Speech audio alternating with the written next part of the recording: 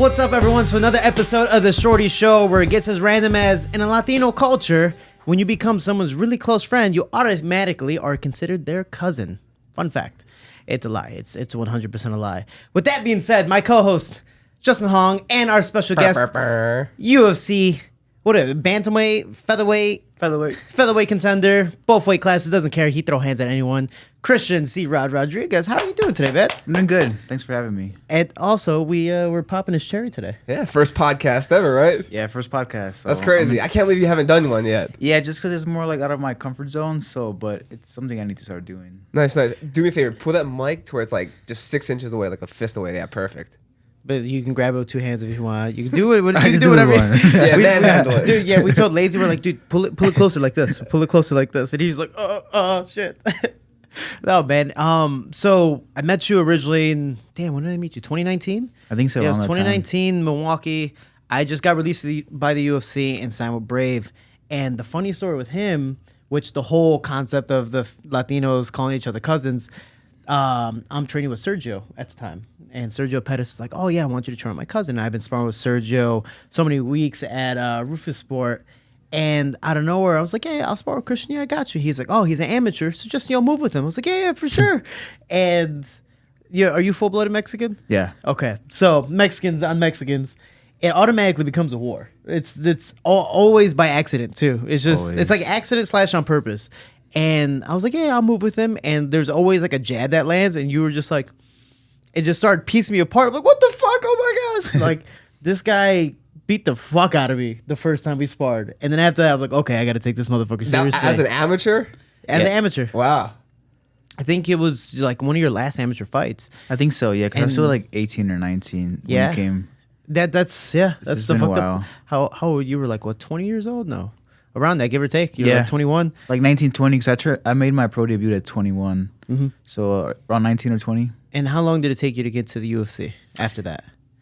It took me 2 years to get on Contender Series. Mm-hmm. I didn't get signed, but then I got signed like 2 months after that. So it took me 3 years to get into the UFC. And that's something actually I tell a lot of the fighters who win their fight but don't get signed, that you're on the list. Yeah. Like, you showed that you're going to win a fight. Maybe it's not an exciting fight, but you're on their list. I think that's how Dan Ige got into the UFC as well. And look at him now. He's one of the most popular fighters, in the UFC's roster, fighting pretty much anyone. Yeah, because after that Contender Series fight, they told me just get one more fight and then we'll get you back on.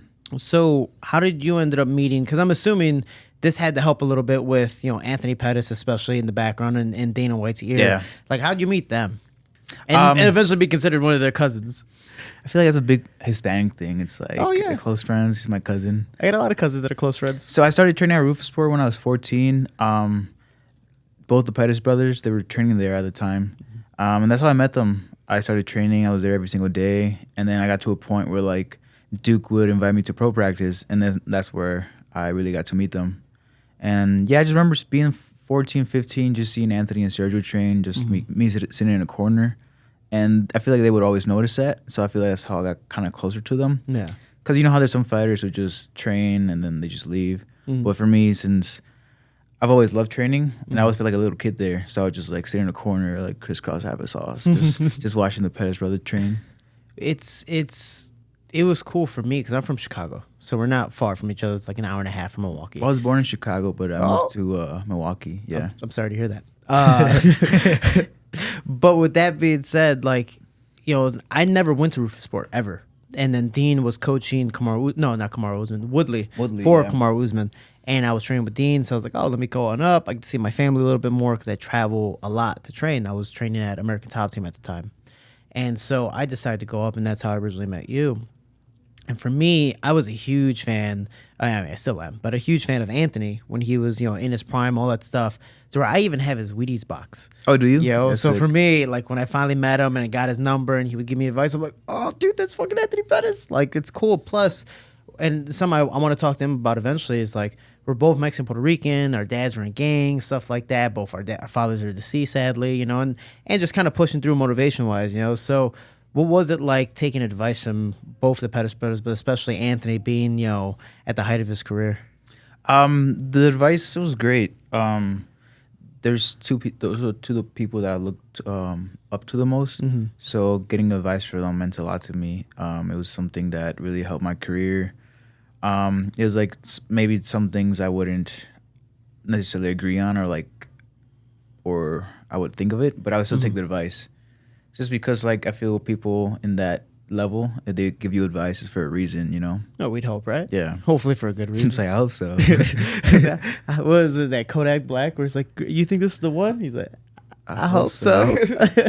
You know, it's now you're out here in Vegas, and I know you're just kind of cross training, doing your thing and feeling it out.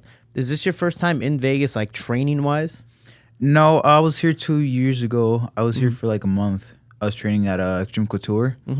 But that was a little bit different back then just because the PI wasn't as popular as it is now. I feel like now with the PI, it's so, the team, it's, I like it. But yeah, this is my first full time being here full time. And you're training at Capetillo's boxing gym as well. I know you spar. I was there, obviously, you spar with Lazy Boy. Hopefully we get to punch each other soon. And you're just kind of mixing it up, and you're now like getting back in shape. Are you training for a fight? You got anything planned? Or just kind of like, hopefully starting to get ready and see what happens next? Yeah, I'm just trying to stay ready right now. I don't have a fight coming up yet, but this is my first time in the off camp, going somewhere else to train. And I think that's something I needed to do. But yeah. And what's the difference? I'm not saying between like Rufus Sport and training where you're training now, but just overall, like expanding your horizon and opening yourself up to, I guess, a whole new training experience. I feel like me coming to Vegas, just a couple of days I've been here, it's like I've been learning so much. Yeah. It's like from different people and something I'm realizing, and there's so much to learn. Getting your cherry popped. Oh, you just got here? Yeah. Just got here? Like a couple of days ago. Yeah. Damn, that's Yeah. quick. He literally just got here and was like, Lazy, I'm going to spar with you. Like, and just came in and sparred. Because I got here, and then Anthony was like, "Oh yeah, let's settle in today, and then we'll start training." And then Anthony was like, "Do you want to hit pads today?" I'm like, "Yeah, I'll hit pads." He hit up Capetillo. Capetillo was like, "Do you want to spar today?" And I'm like, "All right, whatever. I'm not gonna say no." And then yeah. And the funny thing is that it happens to me all the time, and I'm the conditioning guy where like you can tell some people are good, but then just haven't been training. And like you slowly die up, like, oh, dude, this is like his first day back in camp. And, he went lazy at the end. He's like, fuck, I'm tired. And then I don't know, dude, yesterday we ran 10 miles. Yeah. And I'm not going to lie, I was like, oh, Chris is going to die. Like, he's going to slowly die out, And you just fucking took off, and I never caught back up to you. How was the run at Red Rock? I liked it. It's my first time there, and I liked it. It's dope, right? It's different, dope. especially from Milwaukee and Chicago. Because I'm a big runner, but running in that scene, in the weather, it was perfect. Fun fact, you know what a Mexican's favorite sport is? I was just thinking this. That's so crazy. Yeah, it's cross country. Bro. I was like, how am I going to drop this right now? It makes perfect sense. No, It makes perfect sense. it makes something but sense. That's They also fucked say up. swimming. Nah, it's more Cuban. I think it's more Well, Cubans. backstroke, right? Yeah. When you cross Rio Grande. Oh yeah, I guess Yeah. I'm part of Mexico. Yeah. Oh, I thought we were making a wet back joke. I'm sorry. Oh god, so you're the fucking problem, really. So you did Capetillo's boxing. You've ran 10 miles. You're training at the PI. Is this something that you're trying to do full time? Are you trying to maybe do your next camp here and then kind of maybe go back and forth between? Yeah, it's something I'm thinking about. I really like to go back and forth. Just kind of have to figure out how much time here, how much time over there. But so far, I've been loving it over here. And you've had literally, when you were smart with Lazy, you had Anthony Pettis in your corner. Yeah. Like, it's cool that from an outside experience, that you have someone that's, I don't, is he a Hall of Famer? Is he a Hall of Famer yet? If he's not, he should be, If right? he not should one be. day, I think Yeah. he will be. He is. But the fact is, like, you have someone who's possibly a future Hall of Famer guiding you. Yeah. Like, dude, that's fucking awesome. It's sick. It's still like now we became really close friends, but to me, it's still kind of surreal. Just because I've been looking up to him since I was a kid, so it's like, yeah, it's been crazy. Are you ever gonna do one of his boxing events? Yeah. Maybe. the first UFC fight I've ever seen in my life was him winning the title at UFC 164. That's the first ever UFC fight I ever saw. What was that one show he was on at MTV? Do you remember? Yeah, with the Do you know called. like Anthony Pettis on MTV? I don't know if you can look that up. He was on it. That's how I Yeah. discovered Anthony. Oh, did you? Yeah. And like, I never really watched WEC. Maybe Justin Benavidez, Uriah Faber, stuff like that, and Miguel Angel Torres. And I was like, oh, cool, like awesome. But because my name is Jose Angel. But I saw that, and then eventually that show came on MTV when MTV was still good, and I think it was Jersey Shore days. But Yeah, it looks like 2010. yeah, so he was on that show, and it was basically like the WEC rules were if you lost twice, you were out. Oh, that was the thing before? Yeah, I never heard of that. That was kind of like the thing where, like, again, bias might come into play, but if you lose two, you're pretty much out. And he was one of like the biggest like Latino stars to be on that show, Yeah. and I think he lost one, and it was like, fuck, if I lose one more, I'm out. And then on that show, started recording. It showed him, I forgot who he beat, Danny something. Anyways, he ends up winning by a knockout. Oh, Castillo, yeah. Yeah, Danny Castillo, and then he ended up fighting for the belt, and the Showtime kick was on that show, so that probably also was another thing. And he ended up winning the belt, and that's how I discovered him.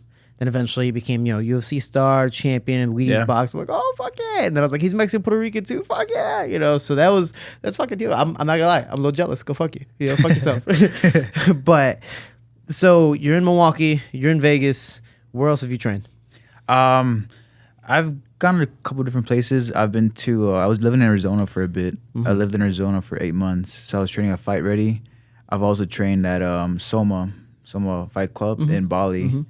And He met my last opponent. Fuck that guy. I love you, Kosi, but fuck you. then I think that's it. I think that's where I've been training. And what would you get out of Thailand? How'd you enjoy that experience? Thailand was beautiful. Thailand was one of those things. It's kind of, I don't want to say it's similar to here, but it's everything's fight related.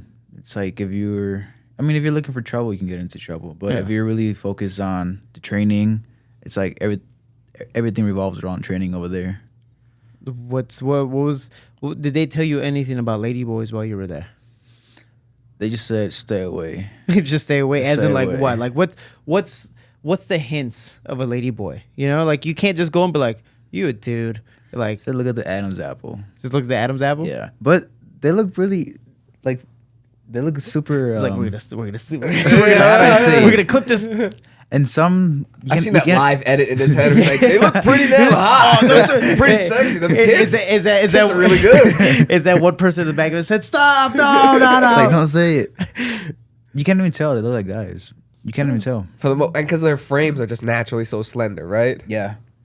And then the Throw deep some voice fat comes out tits of on nowhere. it. It's pretty good, right? There you go. Until they flop out a fat dick, then it's like, Oh my gosh! but that was the thing. I think we talked about, like, Haggerty and all these other guys that lived in Thailand. And they're like, "What's your favorite part about Thailand?" They're like, "The ladyboys, and Thai massage." Like, no, that sounds like a trap. That sounds like a lot of Americans generally get, or even Europeans or whatever, just get trapped in that whole ladyboy thing. Like, fuck, well, I'm here, might as well. objectively, it's got to be a better massage, though, right? Since it's Stronger from hands? a guy, right? Like, they know your problems, give or take. No, okay, it's just me. or you. What are you? I'm Korean, Filipino, Portuguese, Puerto Rican. You're Puerto Rican too. What the Black and fuck? something else, yeah. So, you're part black. Well, they got brought over from Africa to Puerto Rico. So can you say it? Say, I'm just asking. Can you? Episode 5. It's not getting canceled yet. You're right. Never mind. So it's like he's darker than both of us. So technically, you know what's funny, dude? Like, the Mexicans don't give a fuck. Sometimes they don't. say it. Like, They what was don't. that one meme where it's like the Mexican says it, and the two black guys are like, "What'd you say?" And he's like, "Yeah." And they're like, I seen it. it's like, dude, yeah, they don't give a fuck. It's actually really, because Lazy Boy says every once in a while, it's fucking, my girlfriend's black. And she's like, "What's up?" And they just fuck around, So Yeah. I guess everyone gets a pass. But Lazy's getting canceled. So you're out here, you're training, all that stuff. You were telling me that you trained with a former opponent off air with Rosas. Yeah. How was that? It was good. I like Rosas. He's a really good kid. Not a kid, but he's young, dude. He's still young. But And yeah, you're 26 saying that, but I just want to, that's how young he is. yeah. It was good. We got some good grappling. Really good. The kid's really good. He's strong as shit. super strong. I'm like, what the hell? Dude, When'd you get this strong? I sparred with him on Tuesday, and obviously I would hope that I'm more experienced, but I'm smaller. And I'm now trying to cut back down the flyweight. So I'm, a little bit light on weight. And I was like, yeah, cool, let's move around. And we start going, and then he takes me down, and I'm like, no problem. I'm going to get up, hand control. And then he, like, jumped on my back. I was like, oh, shit, this is actually kind of Yeah. cool. Yeah, I threw him over, and then I took him down, and I was like, oh, this is easy, because, again, the experience. But he's so fucking strong and is naturally talented as well that he gets up and literally, like, ragdolls me. to where I'm fucking around. I'm like, yeah. Like I ended up feeling like I just got tossed. Yeah, the kid's a beast. He's I can tell how hungry he is to get to the top. I mean, he's been training so much, and he's in the gym every day. Yeah. So you fought him before I met him. So I just want to make that clear that you ended up winning me money. Because when you fought him, I was like, dude, no one fucking knows Christian. No one knows Christian besides my face. Like, dude, you did really well against me. And I was like, dude, fucking Rosas doesn't have the experience that I have. Given his practice, we do different things under the lights.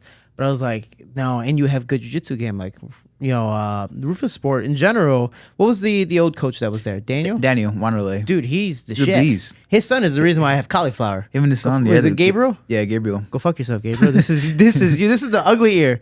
This one, okay, whatever. But Gabriel, this is your fault. The kid's a beast. He was like 15, tapping out black belts. Yeah, He still is a beast, but he ended up. I met him as well when he was an amateur, still just trying to get into MMA, and so he didn't know MMA jiu-jitsu, and I believe is very different. Once you start getting punched in the face, you're like, oh my god, you start to panic. And anytime we did MMA jiu-jitsu, it wasn't that I was better. I just wouldn't get tapped out. I was like, I can punch you, I'll survive, whatever. Anytime we did jiu-jitsu, I'm like, fuck. Yeah, man, come on, let's go. I was like, I got to go with him. This sucks. And that's how I got this. Good times. Yeah, kid's a beast. So when I know you were going with people like that, Sergio has great jiu-jitsu, Rafian Stott at the time when he was still there, and everyone else, like, I was like, oh, dude. Like, even if he does get taken down, like, you're going to be a problem. And you ended up doing that. After that fight, I guess, how did your career change? Was there any type of, in a sense, fame difference or notoriety? Yeah, it did change a little bit. I mean, I don't want to say I was a nobody, but it did kind of change my career. It gave me more eyes. More people noticed who I was. So it was a little bit different. And the UFC started pushing me a little bit more. So, and then I didn't grow up with any, I had a handful amount of friends, but I wasn't never popular. But then after that fight, it's like everyone in Milwaukee's a small city. So after that fight, everyone, like every time someone saw me, they're like, hey, good job on your fight, good job on your fight. So it was a little bit different. It's kind of crazy, right? Or like you do something now, people want to be like, oh, dude, congrats. We knew you could do it all along. It's like, I've been knowing you this long. Go fuck yourselves. Yeah, how do you handle that? Do you embrace it? Do you kind of bask in it a little bit? Or do you kind of like, fuck you guys, you weren't there from the beginning? Or that one girl that denied you and now it's like, hey, sorry, I've been busy. I don't really care about it too much. I don't try to pay attention to it. But, I mean, you could tell what kind of people they are, though. It's like, they're not the people I would like to have in my life. But, yeah, I don't put too much effort into it.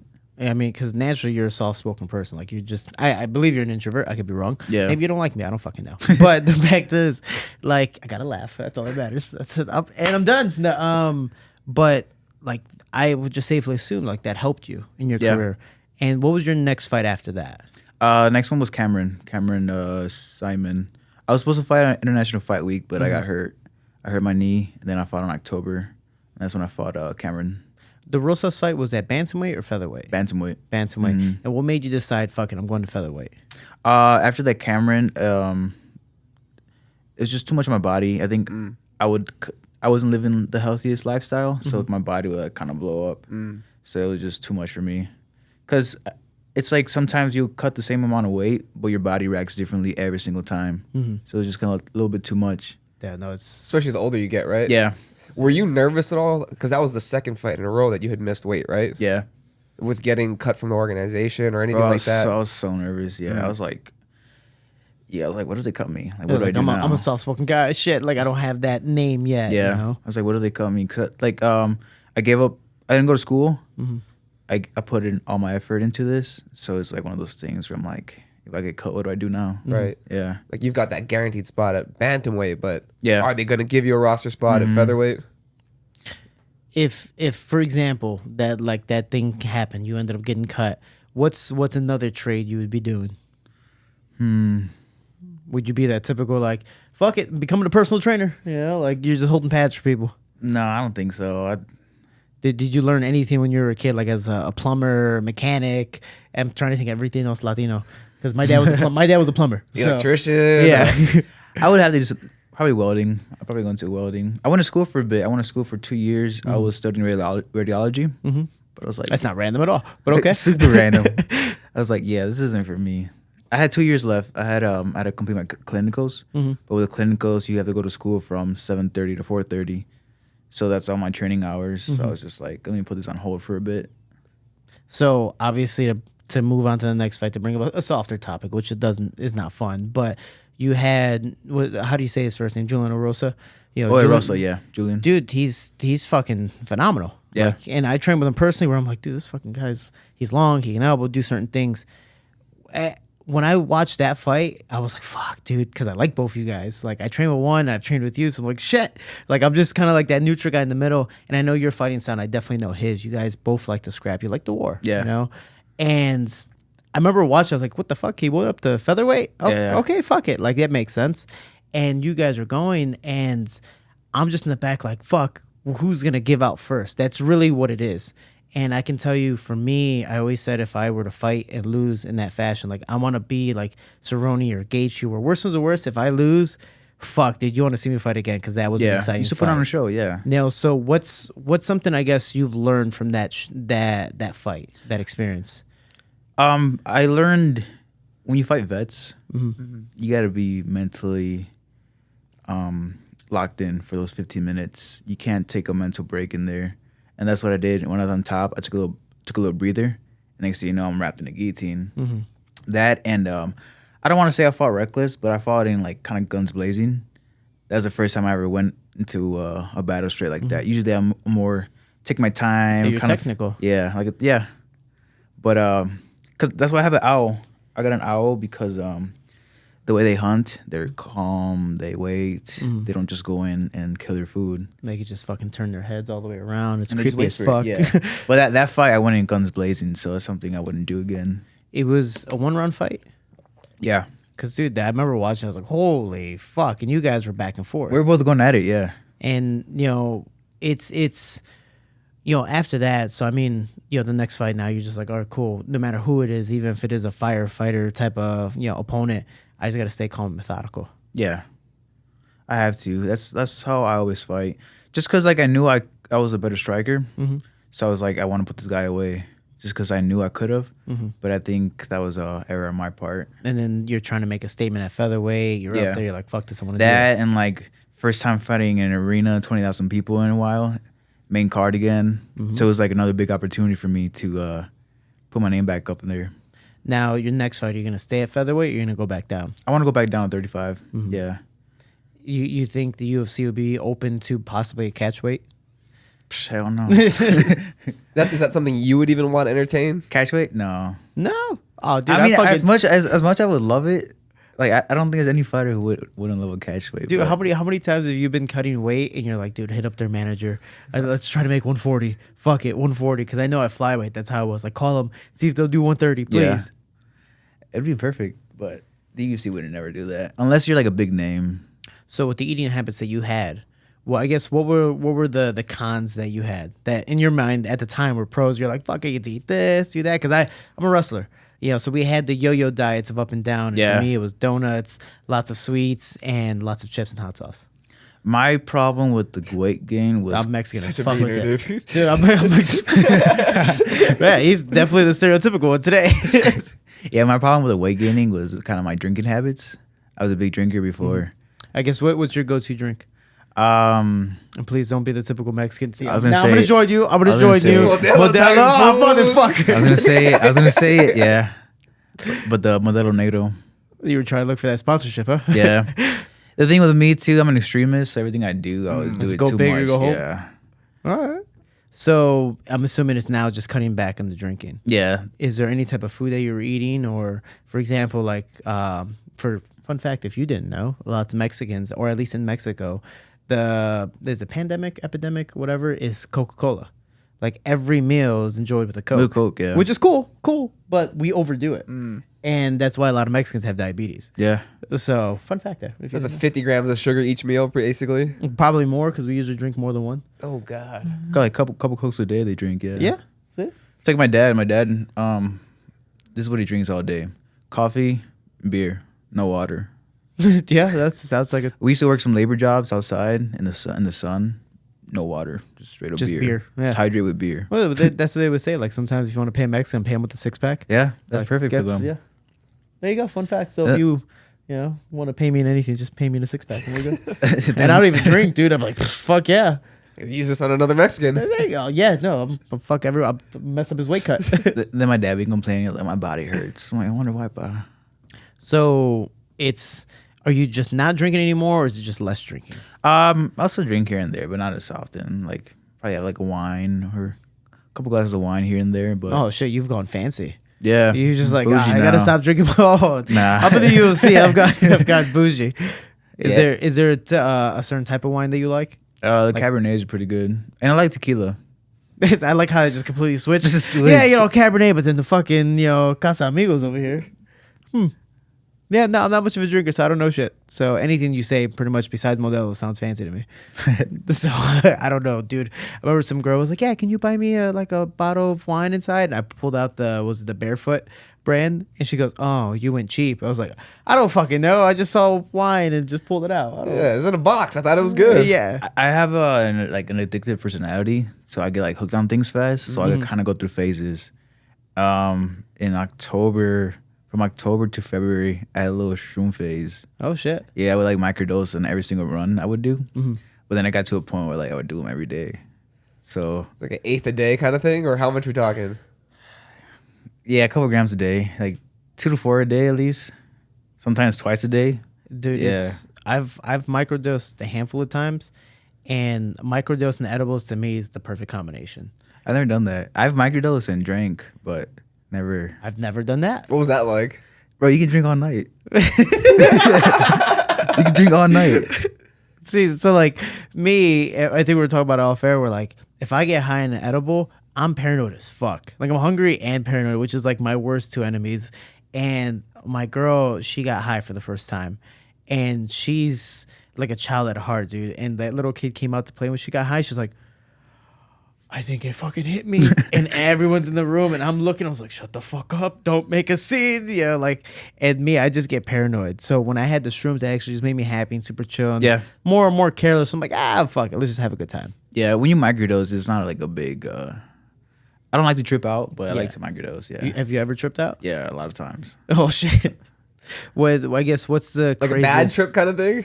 Yeah, I've had some bad trips. if you don't mind, what's like the craziest trip you've had?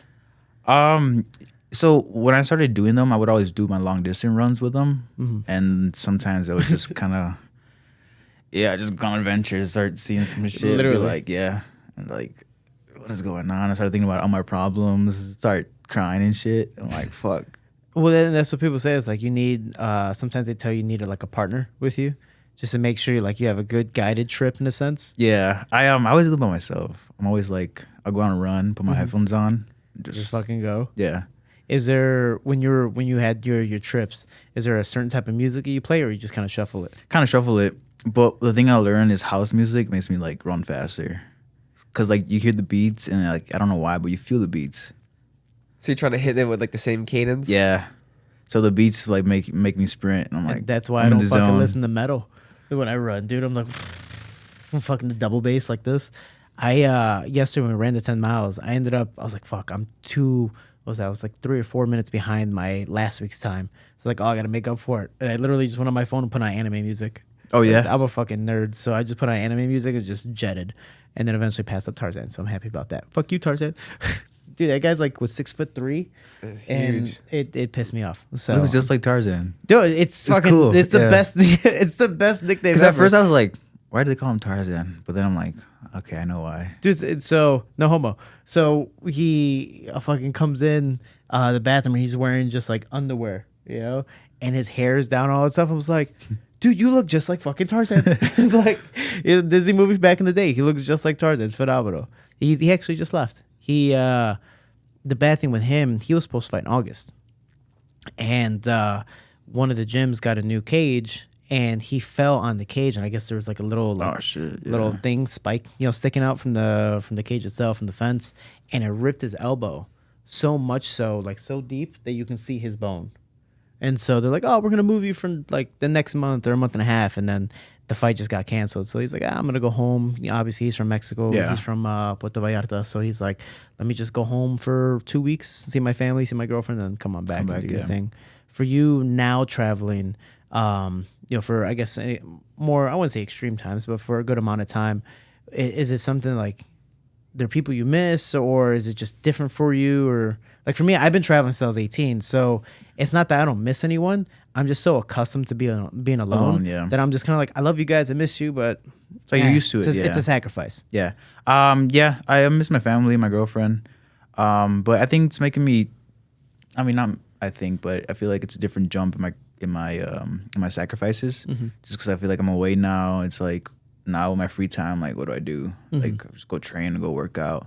Fine, I'll do a podcast. It's like, so yeah, but I've been liking it. I think it's making me. I think being alone is making me realize what things I do like, what things I don't like. So yeah. What more of a personal question, does it at all create tension in your relationship with your girlfriend? Because like some people do that long distance relationship, and then now it's just like jealousy or questions, or for example, you're in fucking Vegas, dude. Yeah. So the natural concept of like whatever happens in Vegas stays in Vegas. Is there a problem with that? No, she's really supportive. She gets it. One thing she says she likes about me is like, one of the reasons why I came to Vegas was I wasn't, I guess, comfortable where I was. I kind of wanted to learn more, get out of my comfort zone, and she likes how ambitious I am. But no, as long as I don't be giving her reasons why. We haven't had problems about that. You're gonna try to bring her out to Vegas one of these days and just explore the strip and the town? Yeah, she comes on Thursday. She's here for the weekend, Thursday to Sunday. Oh shit! What are you guys gonna do? Any plans? Well, no plans yet. I'll probably have her run that mountain on Saturday. Does she She's a runner, athlete yeah. too? She's a runner, yeah. Oh, did she do cross country? No, she used to play soccer at USC before. Oh, she's white? No, she's Mexican. She's Ecuadorian. Mexican. She's what? Ecuadorian. Oh Okay. fuck. Yeah, Okay, yeah. cool. I was like, oh, whatever. Yeah, Ecuadorian. Yeah, she used to play UIC, and that's like a D1 soccer school. Oh shit. But she has a marathon in October. She's doing that Chicago marathon. Yeah. Yeah, I can never. Could you ever see yourself doing a marathon? The most I've ran was 20. Really? Yeah. Just fuck it. I'm gonna go run. It was my birthday. Yeah, my birthday. When you're on a shroom high, you're like, Bro, fuck I it, was let me just tripping, yeah. go. I'm just trying to talk shit. They're being right. Yeah. Yeah, that's like one of my biggest trips, too. I was like, yeah, I needed help after that. You did a fucking Forrest Gump. You're like, I'm tired of running now. I just fucking decided I was to go home. like, it's my birthday. I'm 26 now. I need some answers. Let me just go run. Huh. Yeah, no, I don't think I could ever do a marathon. I ended up working the Chicago Marathon. Oh, yeah? But after so last week was the first time ever running 10 miles in like 10 years because I did it in college, which now makes me feel old saying that shit. But I never really ran 10 miles. Then I'm like, oh shit, this is not that bad. I think at most I'd ever do is half a marathon. Yeah. I don't like. After a while, I just get fucking bored. Yeah. Like, meh. 26 is a lot on your body. It's a lot. I already got bad knees. My little cousin, he likes doing challenges. He was like, I'm gonna max out on all my lifts and run a marathon in one day with no training. But he's like 20, so he can do whatever he wants. At 20 years old, he can do whatever he wants. And he did it, but after that, his like legs were so stiff, he couldn't move. He wasn't hungry. He said he wasn't hungry for a whole day. Oof. Dude, yeah. I mean, is your body just trying to recover? Doesn't want to digest shit. It was weird because he wasn't hungry for a whole day. He's just like, fuck it, I'm gonna do all this stuff today. He's Slept like, the whole day. But no, that makes sense. Have you done anything crazy like Not that? that long. I mean, I've done like half marathons, but not a full. Like, and isn't it like when you get to 20, from 15 to 20, isn't it kind of like numb or kind of the same? Yeah, you get to a point where you just get bored and your body starts hurting. Yeah. You start thinking about it more. You're like, fuck, my Why am I knees doing do this? start Yeah. hurt. Huh. The thing is, too, it's weird. It's like once you get past 14, if you stop, it hurts. So you just gotta like kind of keep going and don't stop. Because if you stop and rest for a little bit, your legs get super tense and super stiff. Well, your body thinks it's trying to be done, so it's like, oh, we got time to recover, and everything gets swollen and shit like that. No, I get to 9 miles, and I'm like, there's one more mile left, and I've had knee surgery on this one. I've had a bad knee, every once in a while here. So I'm like, fuck, don't pop on me, don't fucking pop. And I'm just trying to run. I'm like, just survive, just fucking survive. And I think the bad problems with mushrooms too is you don't feel any pain. You're just like in the zone. So what made you just go, fuck it, I'm gonna try mushrooms? I forgot. I saw Cheeto Vera. Cheeto Vera talked about it. Mm-hmm. Cheeto Vera did a podcast. He's like, because I never tried mushrooms until last year. And Cheeto Vera was like, yeah, I eat mushrooms all the time. Mm-hmm. So I was like, and I like Cheeto a lot. I'm Yeah. a big fan of Cheeto Vera. So I was like, I'll just try it. And I got hooked for a bit. I'm like, fuck. So because you go 100, Yeah. you're like fucking. Did you when you tripped the first time? Did you have a pack of Modelo with you, Mm-mm. or you just fucking let me trip first and then a whole separate time? Maybe I'll do. Yeah, that's just separate time. Yeah. Were you doing like the chocolates, the pills, capsules, or like real mushrooms? No, the real mushrooms. Yeah. Mushrooms. Where were you getting them from? Just I feel like they're everywhere. Really? In every city, someone always has a guy from the gym, the guy from the parking lot. Yeah, kind someone of always has them. because I know here you can get edibles that have shrooms in them, but that's at like certain stores. Right. Yeah, those are fucking awesome. And I microdosed and I took I don't know the dosage, but I took like 3 pieces of chocolate. I remember telling my friend, I was like, yeah, we can get high tonight. He's like, all right, we're taking 3, and we usually take 2 at most. 1 is good, 2's like, all right, we ain't doing shit today. I was like, fuck it, like you want to fight, like we're not gonna do shit. And we decided to put on Joe Rogan's like new special. And dude, we thought he fucking popped out the TV. Like we thought he was, and he sweats his ass off when he does his show. We thought he popped out the TV, and my friend's a clean freak, and I was like, "Oh my god, Joe Rogan's sweating all over the floor! Like holy fuck, that he knows gonna be pissed." And dude, it was I have the video of just him turning around laughing, and Joe Rogan's not even talking at times. Like we were fucked up, and this is probably the closest I've ever gone to like tripping. Oh yeah. So it was a cool high, and then I slept beautifully. So it was an amazing time. Your girl's Ecuadorian. Are there any type of differences when it comes to like the Spanish or just natural customs? A little bit. They have different sayings, different slangs, but it's different accents. But it's pretty much similar, a little bit similar. What would your parents think of like, oh, Ecuadorian, whatever? Or was it like, she's not Mexican? Fuck. Nah, my parents are pretty chill. They don't really care. Yeah, I mean, as long as as corny as it sounds, but I feel like as long as I'm happy, then that's all they care about. What would they think that you want to do this full time as a fighter, like this as a career? At first, I hated it. Not my dad though. Yeah. My dad loved it from the Your beginning. dad's like, fuck yeah. Yeah, my dad loved it from the beginning, but it was hard for my mom just because she wanted me to go to school, like my brother, because my brother's a mechanical engineer. No shit. So he Yeah. didn't. So he he's didn't like, just yeah, become yeah. mechanically. He's the shit. Yeah. Okay. So it was kind of hard for her, but yeah. After college, I was like, I'm not gonna do this. Mm-hmm. But my dad was supportive. My dad was like, I'll help you keep chasing your dream. Just train full time and give it all you have. Was Rufus Sport the first gym? Yeah, my first gym. So did you pay for it, or was your dad like, fuck it, I'll pay for the first few months to see if you like it? And Yeah, kinda first go my from there? parents, yeah. Just because, I mean, I was still in high school, so it was kind of hard for me to have a job and train full time. Mm-hmm. But yeah, they were helping me out a lot. And that's a big reason why I'm here. It's like without their support, I wouldn't be here. That's fucking awesome. No, dude, it's crazy how sometimes you have parents that like you said, Yeah. your mom, like she supports you no matter what, but it's also not a safe job. Yeah, Like, it's not, no. For me, again, I don't know how much you get paid, but the thing is, like, when I fight, sometimes you get hurt. Sometimes fights get canceled, or sometimes random bullshit happens, COVID, and then you don't fight for a year. You don't fight for 2 years, and people don't realize that, like, you only make money when you fight. When you fight, yeah. So technically, whatever paycheck is, like your last paycheck, and we also don't make a certain amount. Like when you were at Anthony Pettis' level or Cerrone or whatever, they make maybe 200,000, $500,000, and that's flat pay. For us, it's show money and win money. So we're like, yeah, I'm gonna get that win money, and then we lose. And we're like, fuck, I had goals or I had plans, and then maybe you don't fight for. You have to stay with that. And in a sense, that's like your savings. Yeah. And ever since then, you're just slowly going down until you get to the next fight. And hopefully you raise more, or at least get back to that point. That's the hardest part. What's something you're trying to do, I think, now? And again, I look at Anthony and I look at Mao Zedong. I look at all these guys, fighters doing stuff after or outside the sport. What's something that you're trying to do with your money outside the sport? Something outside the sport, not now, but like in the future. One of the things I'd like to get into is kind of flipping the houses, real estate. Just because, like, I want to get to a point where I don't touch my fight money. I just keep investing and investing. Yeah.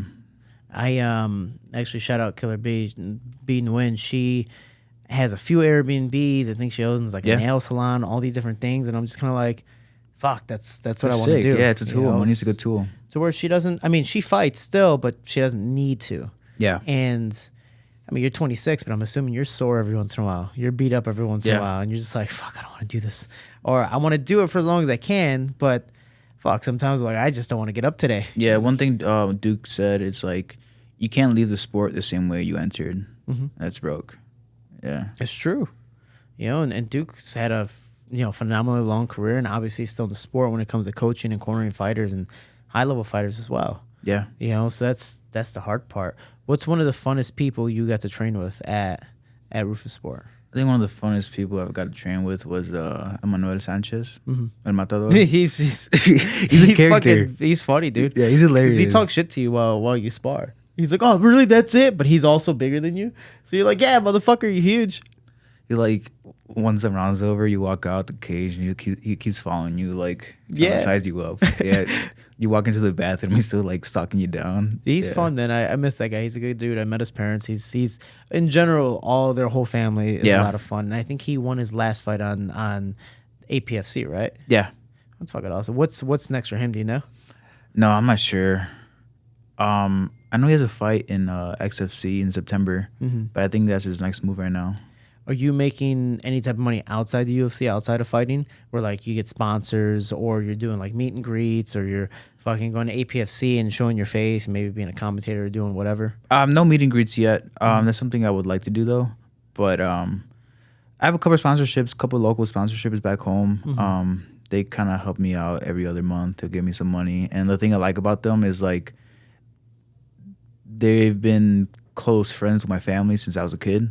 So they've been supporting my whole entire journey. And it's like, So they can't back out now.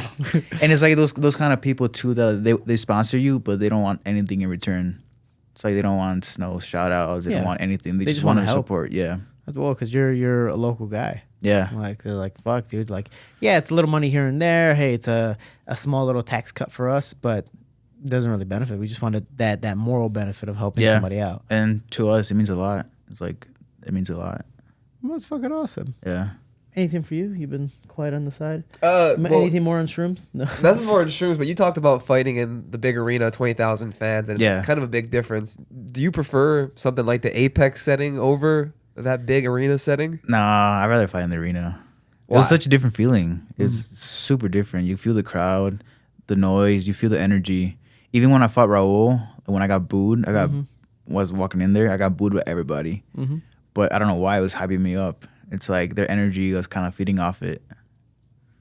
And you're like, fuck that. I want to prove these guys wrong. And you did. So there you go. And eventually after the fight, they ended up like cheering for you. They're like, Yeah. fuck this guy, but damn, good job. Good job. Well, that's how I feel like every fight is. It's like you can walk in there, people not like you, but if you have a good fight, people love you. Yeah. That's how it was when I fought Amir Albazi. I fought him in Jordan, and he's Iraqi. So right down the block, not too far, and another Muslim-based country, and he walks out first. I'm like, the Prince, Amir Albazi. Everyone, like, there's not even chairs anymore. Like, people are sitting on top of other people. Like, it's fucking ridiculous. And then I walk in, and they're like, you want to walk out with your American flag? I was like, I was going to leave this one here just in case, you know? Yeah. And I walk out, and everyone's like, whoa, you know, they're like, from America. I was like, fuck, you know, and that was the first time I've ever been, like, not just booed, but, like, almost semi-hated, you know, voice-wise. I was just like, holy shit, this is weird, you know? And then Yeah. after I fought, everyone's like, fuck you, but yeah, like, you did well. So I'm just like, huh. I went to Tokyo in June for Sergio's fight. Oh, that's fucking dope. And the crowd is like the apex. It's like Japanese people. They're very quiet. They don't cheer. They're just like, yeah. So it's different. Yeah. It's like a poetry slam. Instead of like clapping, everyone's like, it's like, huh, thank you. Oh, I can do it. That one I can do. Yeah. You talked about your next fight. You want to go back down to 135. Yeah. Do you have any specific names in mind? No names right now. Just pretty much whoever they want to put. Preferably a striker, maybe. Just you wanna put on a show. Yeah, it's an entertainment business at the end of the day. It's like I mean, look at these stars. I mean, even Patchy Mix said it. It's like the UFC shows who are the best strikers. I mean, I don't think that's necessarily true, But I mean, look at a guy like Mokaev, where the UFC was like, stop shooting for takedowns. Yeah. Yeah. But it's also in a different weight class where it's like, Yeah, that's true. you know, they want more, to the general public, a fan entertaining type of fight. Yeah. Like, yeah, we like takedowns, but we need slams. We need the DJ flying They need armbar. ground and pound. They need, You know, yeah, they need, if they want, we need everyone to be Khabib. And it's like, man, that's why Khabib was Khabib. Yeah. You know, it's really hard to do. For the flyweight division, and obviously it's like my little trigger there, is they need exciting fights. Yeah. And that's the hardest part for such a division, because it's the smallest division in the UFC too. And even though he was high ranked, all these, you know, numbers, it's like, to the average fan, no one wants to see a wrestling match. Yeah. And that's how the UFC was looking at it as well. And the bantamweight division has a lot of names, a lot of big names right now. I know they have Martinez, Giannis, Peyton. They got a lot of big names right now. Yeah, I mean, all those there. Obviously, the top two, you know, Sean and Rob, and just so many more. And it's primarily they're all strikers. Yeah. You know, and they just want to bang. At the end of the day, it's still our job to defend takedowns. But from like an entertainment place, it's like I noticed the highest paid are always like, look at Poatan. Poatan's a superstar right now, just because he's knocking people out. Yeah, I mean, look at you know, Pedro Munhoz, a high level black belt. He's like, fuck that, I'm gonna stand and bang. Yeah. Because worse comes to worse, even if he loses, they want to see a striking battle. You know, and it's just entertainment. Right. You know, and that's what it is. It's nothing personal. It's just the entertainment business. And we were talking about it where it's like, yeah, we don't agree with most decisions or some decisions, but we also can see from their side, it's like, dude, it's just entertainment. You Yeah. know, hopefully you don't take it personally. I know when I got released, I was like, you motherfuckers, yo, but also I was taking it personal where I was like, okay, I get it, but I'm also giving them the short guy with the short end of the stick. So it's like, fuck. But it's part of the process. So what are you changing now diet wise besides no more Modelos and switching the wine to get back down? It's a bad. I'm working with a full-time nutritionist now, not just during camp. In my off season too, I'm working with Ian Larios. Okay. So that's been helping me a lot. Is he part of the UFC as well? No, he works by himself. Yeah. Because I know the UFC like gives nutritionists. Yeah. And they have dietitians there and whatever the case may be. Ian is Bilal Muhammad's nutritionist. Who else does he have? Jamal Hill. He had Yair for a bit too, and yeah, he's had a lot of good people. Fucking Bilal. What'd you think after he won that fight? I love Bilal. He's one of the nicest guys ever. He's so nice. He's cool. He has fun. I roll with him all the time, and he's super nice to me. Like we'll do positions. I'm like, after the rounds are, I'm like, thank you so much for being nice to me. He moves so good for a bigger guy. He moves like a smaller guy. Oh, because he goes with smaller guys when he does jiu-jitsu. Like, he just wants to move. Yeah. He wants to see how fast you are, and I know that from experience. Like, he just wants to be like, oh, shit, just in case. Maybe some guy at my level or my weight class is this fast. I got to be able to adapt to it. If not, I'm fucked. Like, for my last fight, I was going down to Valley Flow for a bit, too, and he had his own fight to worry about, but, like, he was still watching my rounds, giving me advice to do this, do that, and it shows, like, how much he cares. Yeah, man. The guys down at VFS. I mean, I go there when I'm in Chicago. That's usually the place that I spar at with the pros. I mean, I saw Sergio there before. He fought Patchy, and you know, we got to have fun. I'm like, cool. I'm having some high level sparring. You know, and Bilal, dude, especially with the big guys. Like, what was the guy who just broke the record? Mershar? Gerald. You know, Gerald is. Gerald was my coach for a bit too. Dude, he's fucking awesome. And now, was it tied for the most finishes? I think he just beat Silver's I think record. he's the most. The most finishes at the weight class. Yeah. It's like that shows how good his jiu-jitsu is because most of the time it's been on the ground. Because he was at Rufus for a bit too. Yeah. Him. Who else is at Rufus Bros? Him, Paul Felder, Stotts, Brendan Bilal, Allen, Brendan Allen, Jared Gordon, Jared Gordon. Hell, CM Punk. Felder, Paul Felder. Yeah. Paul Felder. I saw Paul a couple days ago at Extreme. Dude, there's so many people. You know, sadly, at time, you know, everyone kind of does their own thing or travel or whatever the case may be. For you, what's gonna be your home base? Is it you're gonna just be in Vegas for right now and see where it goes, or are you trying to live somewhere, you know, sometime during your career? Yeah, I would like to move someday. I can't see myself living in Milwaukee forever. I love the vibe in Vegas. More outside of the strip, like the Henderson area. It's very, very chill. I love the hiking, the weather. Places like this I love. So it's kind of similar to Phoenix where I lived before. So yeah, in the future I would like to live somewhere else. Yeah, it's for me. That's my goal is to get a house here. And I got trapped. Sadly, I got a girlfriend now, so I'm stuck here. So I'm like, fuck. But I did the whole Thailand experience, but in Vegas, where it's like I found like the lady boy, and I got stuck, and I got trapped. I'm like, shit. Oh, I guess I'm here. I was like, I love you. I appreciate you. But it's like I'm here, but it's also Vegas is such an open spot. Like everyone's super cool. You stay awesome. You go, you'll be back. Like everyone's just like, you do what you got to do.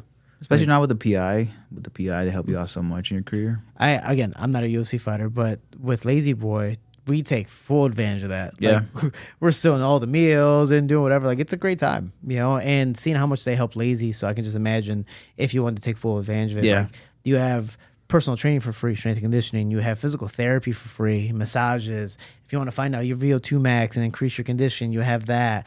Do they have therapists there too? Yeah. Like they have therapists. Do, yeah. Like that's fucking awesome. Man, the UFC is taking care of us so well now. Mm-hmm. Yeah, the UFC is like keeps getting better and better and better. I mean, they've only been around for like a certain amount of years, so each year they're always improving. And they're the most popular, the biggest promotion in the world. Like they're the staple of everything. And obviously creating a PI in China. Yeah. Also now in Mexico City. Yeah. I haven't been to that one yet. We passed it up a few times, but I was like, next time. But I know my coach Mike has been there and he's enjoyed it. He actually says he likes that PI better. Oh yeah. Just because, I mean, you would hope the newer ones, keep on improving. Keep improving, yeah. He goes, the training isn't as good because Mexico, in a sense, is still growing in MMA through their fundamental program. And I'm assuming China has the same thing. Yeah. But he's like, it's dope. And obviously the food is a lot better. So that makes a lot of sense. I'm good. You good? No Yeah. shrooms? No shrooms. No shrooms? No, I cried last time I did shrooms. Did you really? Yeah, I was doing the Super Bowl. I was watching Rihanna sing on the stage. I was floating. Well, Terrifying. why were you watching the Super Bowl over again? No, this was like during the Super Bowl. Oh, I was like, oh man, I was like, why were we watching the Super Bowl yesterday? Just a rewatching the Just Super Bowl. rewatch. with shrooms. So I ain't got shit to do. Super Bowl. No, man, I've always wanted to fully dose, but I'm terrified. Like, everyone's like, oh, you're gonna have a bad dose, you're gonna think about bad Yeah. shit. That's all I do is naturally overthink.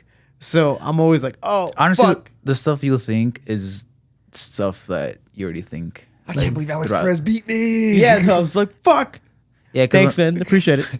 Because when I think about things on mushrooms, it's just the things I've been thinking about. It's just, I guess, a different way of processing it. Yeah.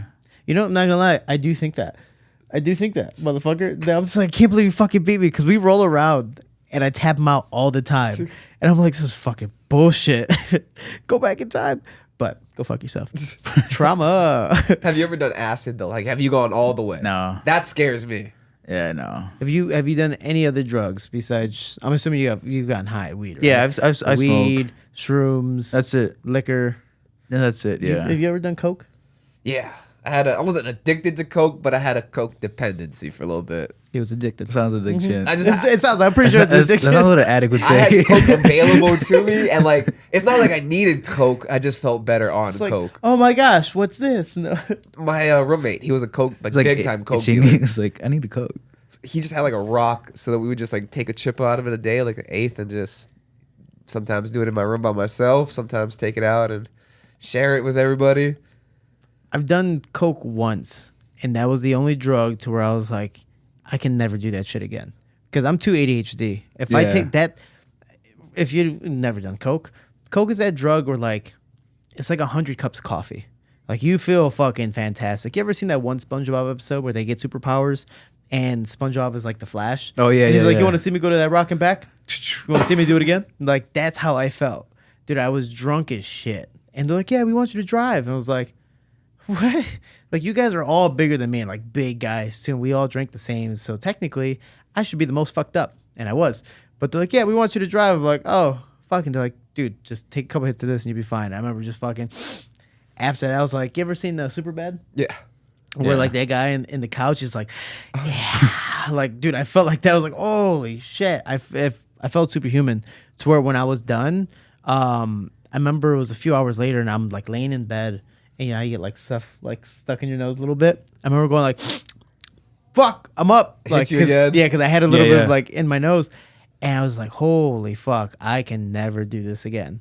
And then I finally realized how many, especially women, take coke. It's like party drug. Like, It's a great fat burner, honestly. Is it really? You're burning so many People get calories. skinny Your heart on rate. it, yeah. So I should have been doing this the whole time. Cause I heard you Rode don't, the flyweight. I heard you don't get hungry when Yeah, you're it's a on it. great appetite Yeah. suppressant. I mean, sometimes I can eat Come on on. it, but Really? your heart rate is consistently like Holy 140 beats a minute Yeah. if you're hitting it. It's Hitting like, it. noted. how much is a bag, and what's the difference between that and a nutritionist, dude? If I could just not eat and do that, not a bad idea. Back down the flyweight. No, it was definitely one of those drugs. And I'm like, I sobered up like that, like it was fucking phenomenal, and that's also why I'm not doing it again. Yeah. It was it's one of those drugs. Is there a drug that you're like, besides coke, that you're like, you know what, I might try one day, or like fuck it, I've always wanted to try this. I think one that I would try is ayahuasca. I knew it. Yeah.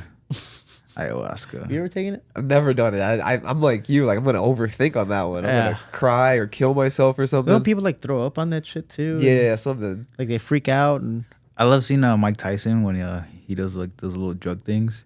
Like Mike Tyson be on a podcast and just like brings a bag full of shrooms. Just oh like, yeah, and he's like, and they're like, dude, what the fuck? He's Yeah. like, I do this shit normally, and you're like, what the fuck? Did you meet him yet? No, I want to though. He's at the. I like how excited you got too.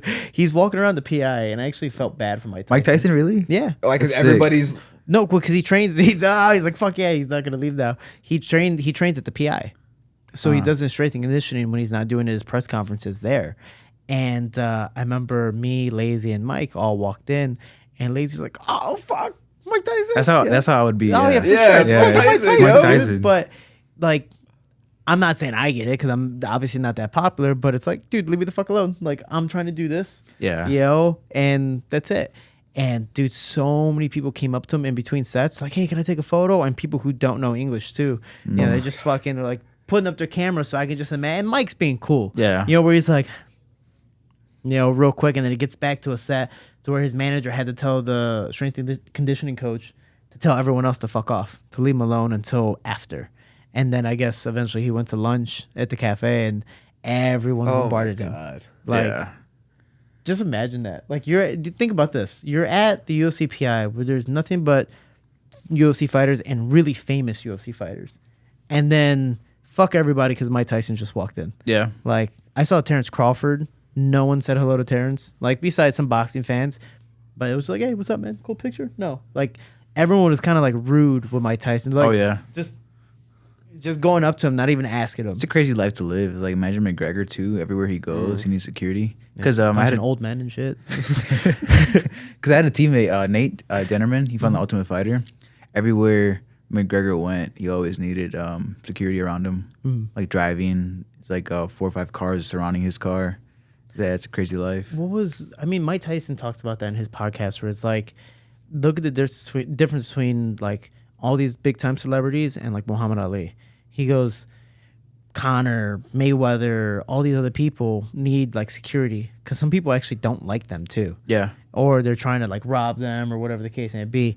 Muhammad Ali, Pacquiao, and some other of like the people's champs just walk normally with Just their walk family. normally, And even Mike Tyson walks normally and is perfectly fine. It just shows how much respect that these individuals have compared to the Conors, the Colbys, or whatever the case may be. And it's like, I didn't know that was the respect factor with that. Well, also the way that they built their fame, right, was off of those remarks that are kind of what would you call it? Controversial. I mean, I don't know. Mike Tyson did kind of say he'll fuck you in the ass until you love me, faggot. But that's just Eat your kids. yeah, and- eat your kids and a couple Good other point. things, But so I mean, there's a give and But take. he's there. in the Hangover though.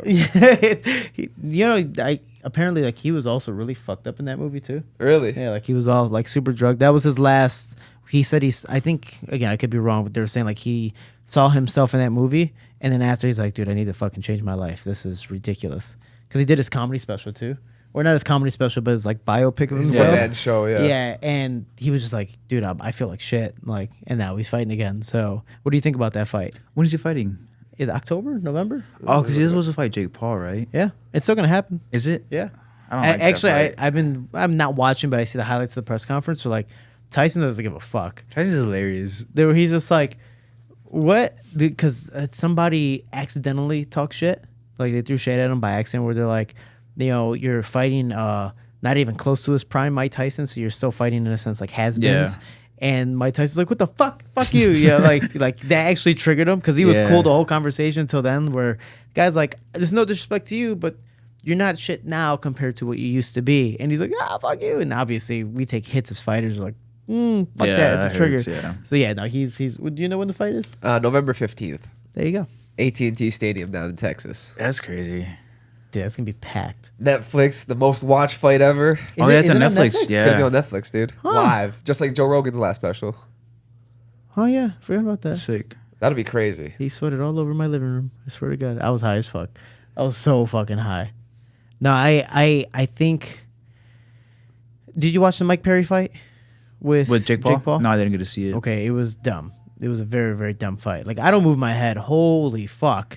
I'm screaming head movement. It was Yeah. bad. It was fucking horrible. I like Mike Perry. And I love Mike Perry. He's Like, a funny ass dude. we went to the Dominican Republic. Like, he's funny as shit. Oh, you hanging out with him? Yeah. That's sick. He's funny as shit. He's the funniest dude. And we ended up, when I had black hair, we looked just alike. It was hilarious. But because I ended up having like a little bit longer hair and like almost same hairstyles. It was great. But I looked like the innocent, like younger brother or the younger cousin because I had no tattoos and all that shit. But he's wild. But he's always game to fight. My problem is that also worked against him in his last fight where he's like, fuck it, I could take your hits.